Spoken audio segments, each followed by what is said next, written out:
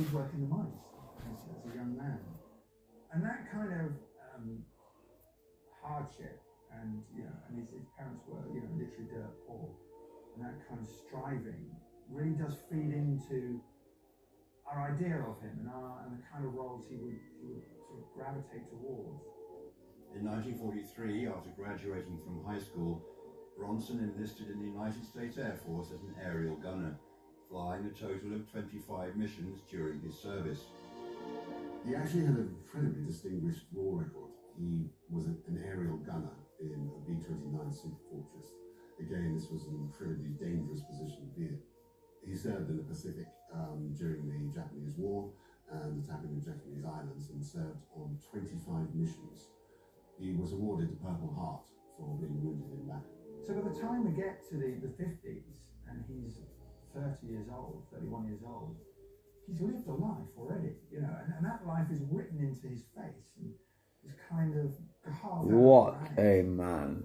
Unbelievable. What a guy. Noble expression. That never seems to change.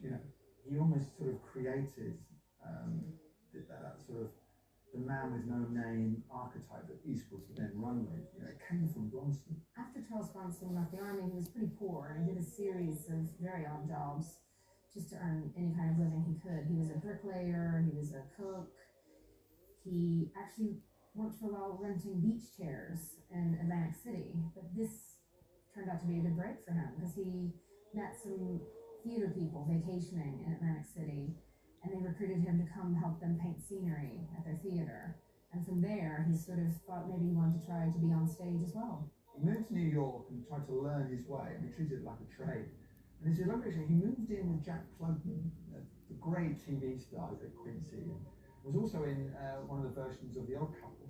And this was kind of the oddest couple, if you can imagine it. Jack Klugman, who's full of laughter and lightness and having a good time, and Charles Bronson is kind of intense, sort of harrowed soul. And I can't imagine what it was like in that flat, and who he was. But maybe in his quiet time, Charles Bronson was a good laugh, but he never got that sense. He got a few roles on stage in New York, but he then got married and decided to pursue a movie career in Hollywood.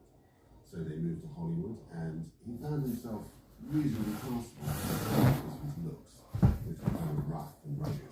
So he was good central casting for heavies and gangsters and things like that. Soon after arriving in Hollywood and still going by the name Charles Baczynski, Bronson landed the role of Igor opposite Vincent Price in the 1953 film